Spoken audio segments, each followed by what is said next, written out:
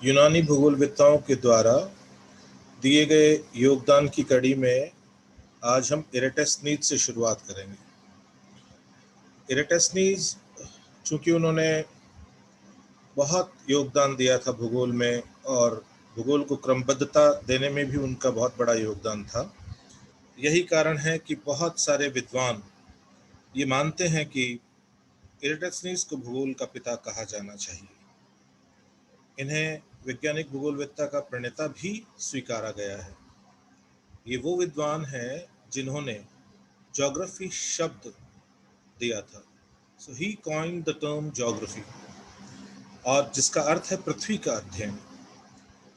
इन्होंने ज्योग्राफी को परिभाषित करते हुए मनुष्य को एक एक्टिव एजेंट, सक्रिय कार्यकर्ता के रूप में माना था और पहली बार पृथ्वी की परिधि को सैद्धांतिक आधार पर नापने का प्रयास किया।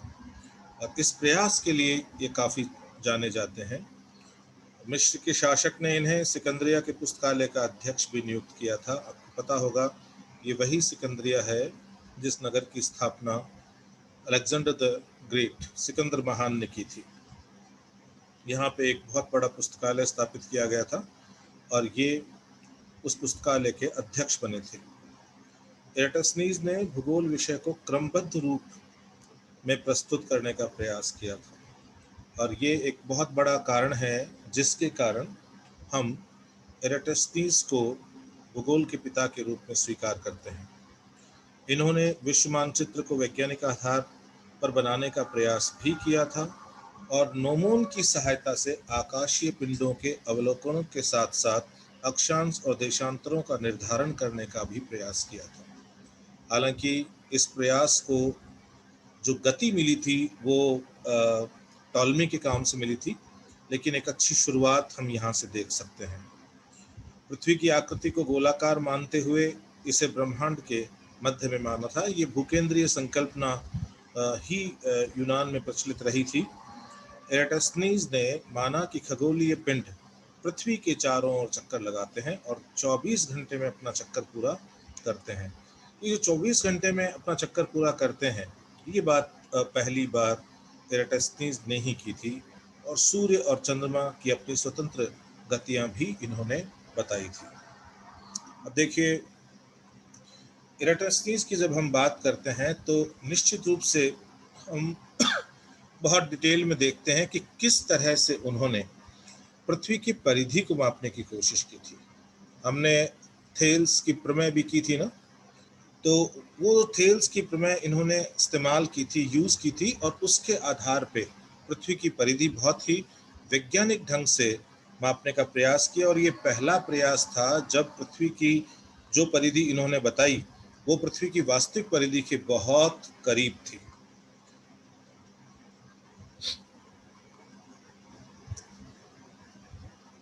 ये इरेटस्नीज के द्वारा दिया गया मानचित्र है। इस मानचित्र में यदि आप थोड़ा सा ध्यान देंगे तो आपको यहाँ पर कैस्पियन सागर नजर आ रहा होगा। तो जैसा कि हम देखते आ रहे हैं कि हिकेटियस ने कैस्पियन सागर को एक खुला सागर बताया था और इसको पूरब की खाड़ी में खुलता हुआ बताया था। बाद में हेरोडोटस ने अपने मानचित्र में कैस्पियन सागर को बंद सागर के रूप में दिखाया था। इरेटस्नीज ने पुनः कैस्पियन सागर को खुले सागर के रूप में दिखाया, लेकिन इसको उत्तर में खुलता हुआ बताया। ठीक है, ये छोटी छोटी बातें हैं जो हमें ध्यान रखनी है।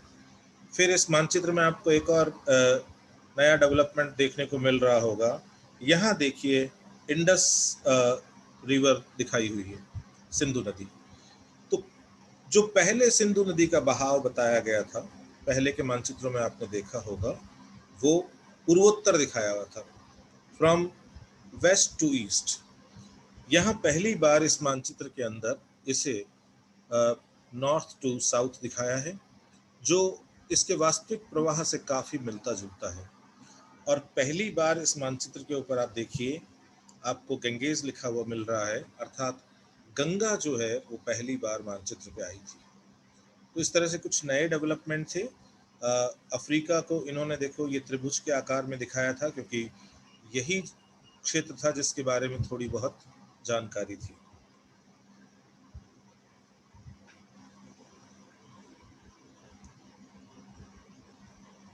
ये हमारे लिए बहुत महत्वपूर्ण है, पृथ्वी का मापन। ठीक है, किस प्रकार से इन्होंने पृथ्वी की परिधि नापी, जो कि पृथ्वी की जो वास्तविक परिधि है 24,859.82 मील, उसके बहुत नजदीक थी, क्योंकि इनका जो आंकड़ा था वो 25,000 मील था। पृथ्वी के जब हम मापन की बात करते हैं तो हम ये देखते हैं कि इनका जो तरीका था पृथ्वी को की परिधि को मापने का, वो प्रेक्षण आधारित था। और वो ऑब्जर्वेशंस इन्होंने दो स्थानों पे किए थे। उसमें एक है सीन और दूसरा है सिकंदरिया के संग्रहालय के बाहर। ये सीन जो है ये वो स्थान है जो आसवान बांध के समीप है, और वहाँ पे एक कुआं है। उस कुएं के अंदर ये देखा गया कि कर्क संक्रांति के समय सूर्य बिल्कुल पानी के बीच में दिखाई देता है। ठीक है, इसलिए उन्होंने एक तो उसको चुना, और दूसरा उन्होंने जहाँ पर वो खुद पुस्तकालय अध्यक्ष थे, उसी संग्रहालय के बाहर, सिकंदरिया के संग्रहालय के बाहर उन्होंने प्रेक्षण के लिए स्थान चुना। अब सीन के समीप जो कुआं था, कर्क संक्रांति के दिन, कर्क संक्रांति आप सब समझते होंगे, जब सूर्य ठीक कर्क रेखा के ऊपर चमकता है, उस समय सूर्य का कुएं के मध्य में दिखाई देना इस स्थान के चुनाव के लिए महत्वपूर्ण था। सिकंदरिया के संग्रहालय के बाहर स्थित एक खंबे की छाया, खंबा मतलब नोमोन है ना, खंबे की छाया का मापन किया गया, तथा खंबे व सूर्य की किरण के बीच के कोण का मापन कर्क संक्रांति के दिन किया गया।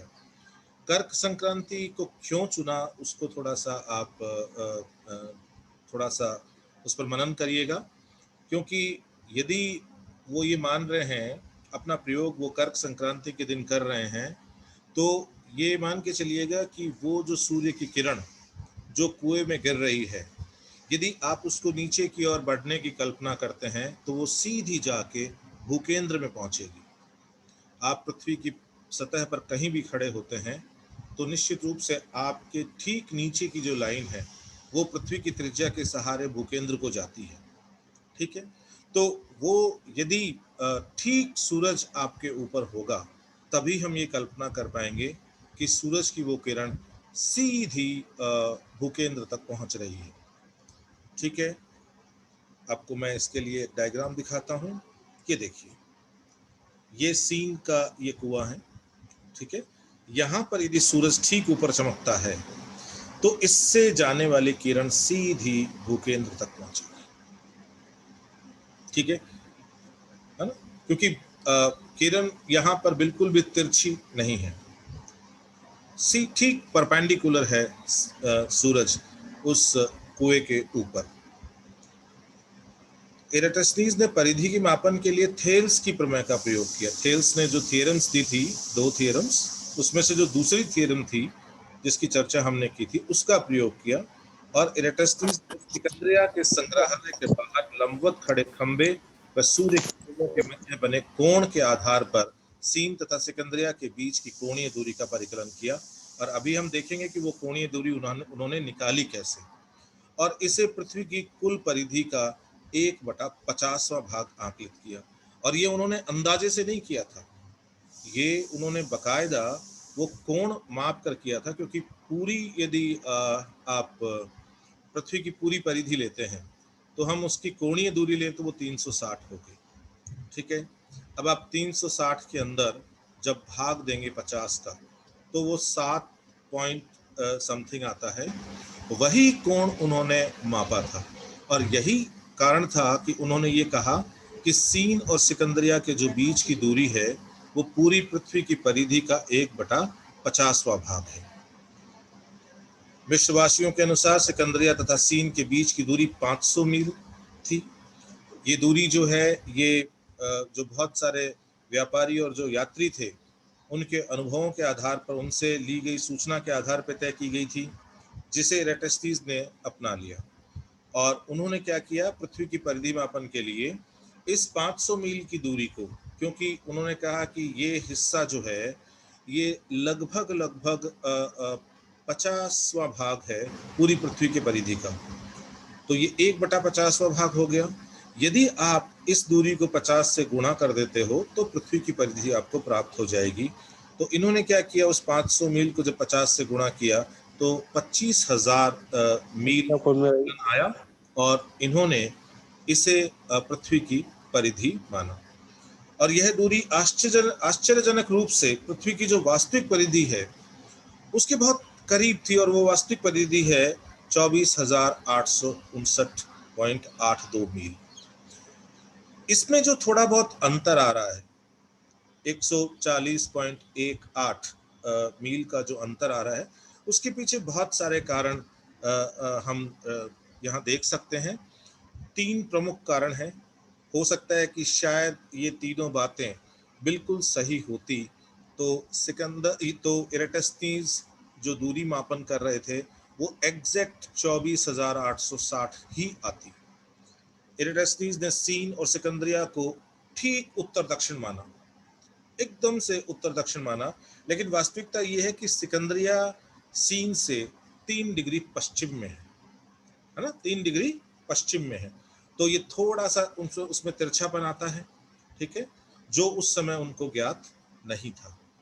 सीन और सिकंदरिया के बीच की वास्तविक दूरी अब हम जानते हैं कि ये 453 मील है, लेकिन उस समय हमारे पास में बहुत ज़्यादा इस तरह के इंस्ट्रूमेंट्स नहीं थे कि हम ये एग्जैक्ट दूरी निकाल पाते, तो उसको व्यापारियों के अनुभव के आधार पर ही स्वीकार किया गया था। अब सीन ठीक कर्क रेखा पर ना होकर वो थोड़ा सा उत्तर में है, 24.5 डिग्री उत्तर पर अवस्थित है, तो यहाँ पर भी थोड़ा सा अंतर आ गया, ठीक है। अब यदि मान लो कि ये बातें बिल्कुल सही होती है ना, यदि ये तीनों के तीनों मेजरमेंट भी वो सही लिए होते उन्होंने, तो शायद ऐसा नहीं होता कि ये 140 मील के आसपास का जो अंतर आया है, शायद ये भी नहीं आता। अब देखिए, हम इस बात को देखेंगे अब अगली स्लाइड में कि इन्होंने ये मापन किया कैसे, क्योंकि ये डायग्राम हम देखते हैं कि लगभग हर किताब में आता है, लेकिन हमें ये ध्यान देना चाहिए कि ये मापन उन्होंने किया, कौन सी मैकेनिज्म थी जिसके थ्रू उन्होंने ये मापन किया, ये जानना जरूरी है। यहाँ पर देखिए, आपको स्पष्ट दिखाई दे रहा होगा, ये सीन का वो कुआं है, ठीक है, जहाँ जिसको ऑब्जर्वेशन के लिए चुना गया था, और ये वो स्थान है अलेक्जेंड्रिया, ये सिकंदरिया के संग्रहालय के बाहर का स्थान है ये। अब आप इसको यहाँ जिस रूप में देख रहे हैं, मैं आपको, यदि आप मैप के ऊपर देखते तो वो आपको कैसा दिखाई देता, ये मैं आपके सामने अभी बताता हूँ, और वही कल्पना आपको करके चलना है ताकि प्रयोग आपके एकदम समझ में आ जाए।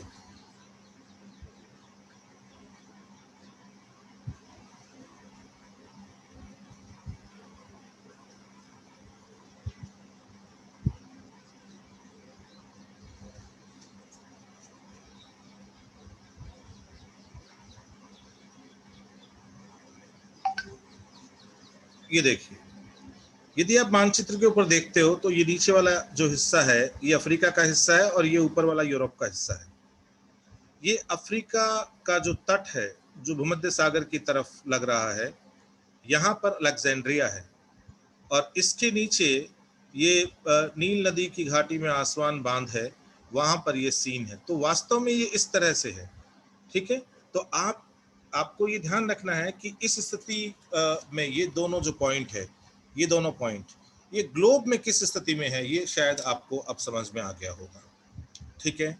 अब देखिए, यहाँ पर जो सूर्य की किरण गिर रही है, क्योंकि सूर्य की किरण हम ये मान रहे हैं कि सूर्य अनंत पे है, तो सूर्य यदि अनंत पे है तो आप अच्छी तरह जानते हो, आप लोगों ने प्रक्षेप भी पढ़े होंगे कि अनंत से आने वाली किरणें जो हैं वो समानांतर होती है, और हम ये भी पढ़ चुके हैं कि जैसे जैसे सूर्य से दूरी बढ़ती है ना, जहाँ पर सूर्य लंबवत है वहाँ से जैसे जैसे हम दूर जाते हैं तो सूर्य की किरणों का तिरछापन लगातार बढ़ता जाता है, लेकिन यहाँ चूंकि दूरी बहुत ज़्यादा नहीं थी, इसलिए उन्होंने इन किरणों को समानांतर ही माना था।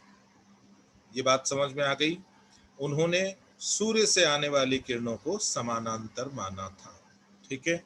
तो यहाँ से देखिए, ये सूर्य की किरण आ रही है, यहाँ पर आपको इस कुएं के बीच में सूरज दिखाई देता है क्योंकि वो ठीक उसके ऊपर है, और ये किरण जो है ये सीधी आगे जाकर और ये भूकेंद्र पे जाती है, सेंटर ऑफ द अर्थ पे जाती है।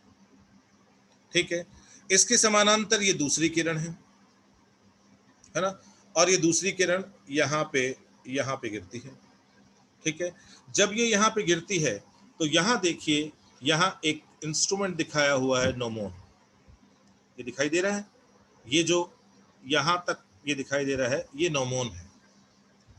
ठीक है, नोमोन के शीर्ष पर जब वो किरण छू रही है, ठीक है, क्योंकि ये उत्तर में है तो उन्होंने कहा कि यदि ये छुएगी तो निश्चित रूप से नोमोन की छाया बनेगी। बिल्कुल बनेगी, बिल्कुल बनेगी, क्यों? क्योंकि वो किरण इसके समानांतर चल रही है।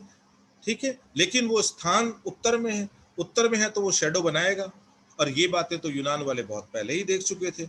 उसी के आधार पे यूनान के लोगों ने नोमोन को एक सनडायल के रूप में स्वीकार किया था। तो देखिए, ये किरणें आ तो समानांतर रही है, लेकिन यहाँ जब ये किरण समानांतर किरण जब यहाँ नोमोन के शीर्ष पर गिरती है, ठीक है, तो ये नोमोन की छाया बनती है। ये देखो, ये जो आपको छायांकित भाग दिखाई दे रहा है छोटा सा, ये नोमोन की जो छाया बनती है उसको दिखाया हुआ है। अब यदि आप इस दूरी को नाप लेते हो, है ना, जो छाया की जो लंबाई है उसको नाप लेते हो, नोमोन का माप आपके पास है पहले से, तो आप मुझे बताइए कि त्रिकोणमिति की सहायता से आसानी से आप इस ये वाला जो कोण है इसको नाप पाओगे या नहीं पाओगे, है ना? ये कोण, ये वाला जो कोण है, ये जो जो जो छाया के अंदर बन रहा है, ये कोण आप नाप पाओगे? और यदि ये कोण आप नाप पाओगे तो मुझे बताइए कि ये कोण जो है, जो अल्फा के रूप में दिखाया हुआ है, ये कोण भी उसके बराबर होगा? बिल्कुल होगा। अब आप नीचे आइए, नीचे आइए, यहां पर ये देखिए, तो ये एकांतर कोण बराबर होंगे या नहीं होंगे? ये भी अल्फा होगा या नहीं होगा? यही थ्योरम जो है ये दी गई थी थेल्स के द्वारा।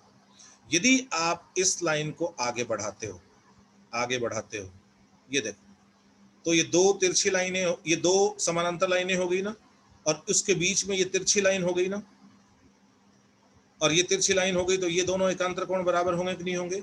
इसका मतलब आप यदि इस कोण को ज्ञात कर लेते हो तो ये कोण आपका निकल आएगा, और ये कोण निकल आएगा तो थ्योरम के अनुसार ये वाला जो कोण है जो भूकेंद्र पे बन रहा है वो भी उसके बराबर होगा।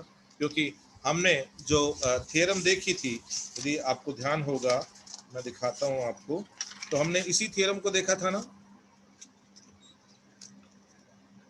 हमने इसी थ्योरम को देखा था ना। देखिए वो की वो स्थिति बनी या नहीं बनी? ये जो दोनों समानांतर रेखाएं आपको दिखाई दे रही है, ये और ये मान लीजिए कि सूर्य की किरणें हैं। ठीक है, और ये जो तिरछी रेखा है, ये वाली जो नोमोन के सहारे सहारे भूकेंद्र तक जा रही है, ठीक है, ये तिरछी रेखा है। अब ये कोण निकाला, अब ये कोण जो है ये आया 7 डिग्री और 12 मिनट। अब 7 डिग्री और 12 मिनट ये कोण आया, तो ये वाला कोण यदि 7 डिग्री और 12 मिनट है, ये वाला कोण, मेरा कर्सर दिखाई दे रहा होगा आपको, है ना? आप जानते हो कि यदि ये पूरा कोण देखो आप, यदि ये पूरा कोण देखो तो ये 360 डिग्री का होगा ना, क्योंकि एक सर्कल बनता है। ठीक है, तो आप क्या करिए, 360 में भाग दे दीजिए 7 डिग्री और 12 मिनट का, तो ये निकल के आ जाएगा कि ये जो भाग है ये पूरी पृथ्वी का कितना है। आप यदि भाग देते हो तो आता है 50। आप यदि 360 में भाग देते हो 7 डिग्री और 12 मिनट का तो 50 आता है। इसका मतलब ये हुआ कि ये भाग, ये वाला भाग, सीन और सिकंदरिया के बीच का भाग, ये पूरी पृथ्वी की परिधि का 50वां हिस्सा है। ठीक है, व्यापारियों से दूरी पूछी, ये जो स्टेडिया यहाँ शब्द लिखा हुआ है ये एक इकाई है, जैसे मील किलोमीटर है, ऐसे ही दूरी मापने की इकाई है। ठीक है, और 10 स्टेडिया मिलकर एक मील बनाते हैं। आपको दोनों में ध्यान रखना है, आपको स्टेडिया का भी ध्यान रखना है। क्यों? क्योंकि वो वास्तव में इस्तेमाल किया गया था। ठीक है, तो ये जो ये दूरी है स्टेडिया, ठीक है, यहाँ 25 होगा, ध्यान रखना, 35 नहीं होगा, 25 होगा यहाँ पे। ठीक है, तो ये इसको आप मील में कहते हो तो ये 500 मील हो गया, है ना? क्यों 500 मील हुआ? क्या बताइए, नहीं हुआ? भाई जब 10 जो स्टेडिया है ना, वो 1 मील बनाते हैं तो इसमें 10 का भाग दे दीजिए, ठीक है। अब आप ये 1/50वां हिस्सा है, इसको 50 से गुणा कर दीजिए। जब आप 50 से गुणा करोगे तो 25,000 आएगा कि नहीं आएगा? 25,000 आएगा। और वही 25,000 मील की दूरी इन्होंने बताई थी। तो आज के इतना समय पहले और इस तरह से वैज्ञानिक आधार पे पृथ्वी की परिधि का मापन, ये कोई आसान काम नहीं था, ठीक है। जब ना तो त्रिकोणमिति के बारे में बहुत ज्यादा जानकारी थी, ना ज्यामिति के बारे में बहुत ज्यादा जानकारी थी, ये सब शाखाएं जो हैं धीरे धीरे विकसित हो रही थी, ठीक है। उस समय इस तरह से पृथ्वी की दूरी का मापन, ये एक एक एक क्रांतिकारी कदम की तरह कहा जाएगा भूगोल के अंदर, ठीक है। अब देखिए ये दूरी, देखिए 500 मील गुणा 50, ये आ गई 25,000 मील। तो इस तरह ये दूरी निकली, ठीक है। तो यहाँ पर आपको ये अच्छी तरह समझ में आ गया होगा ना कि इरेटोस्थेनीज जो था वो अपनी बातों को किस तरह से रखता था, ठीक है। उनके इस प्रयोग से ही हमारे दिमाग में ये स्पष्ट हो जाना चाहिए कि ये विद्वान जो है, ये विद्वान बहुत ही सिस्टमैटिक तरीके से चीजों को प्रस्तुत करते हैं। और ये जो उनकी शैली है, इसी के कारण पूरे भूगोल में जो उन्होंने कंट्रीब्यूशन दिया, उसके अंदर एक सिस्टमैटिक अप्रोच दिखाई देती है ना। और यही कारण है कि विद्वान ये कहते हैं कि हिकेटियस से भी ज्यादा वैज्ञानिक तरीके से भूगोल को प्रस्तुत करने वाला विद्वान इरेटोस्थेनीज था। तो हमें इरेटोस्थेनीज को फादर ऑफ ज्योग्राफी की संज्ञा देनी चाहिए। अब देखिए हम थोड़ा बहुत और कंट्रीब्यूशन है इरेटोस्थेनीज का, उसकी चर्चा करते हैं।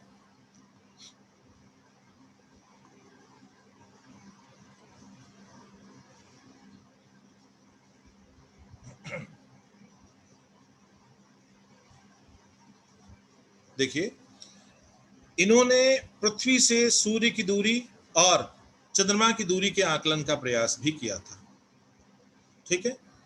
यद्यपि परिकलन संबंधी जो प्रमाण है वो सुरक्षित नहीं है, ठीक है। इस आकलन के आधार पर पृथ्वी की सूर्य तथा चंद्रमा से बताई गई दूरियां भी यथार्थ के नजदीक नहीं थी।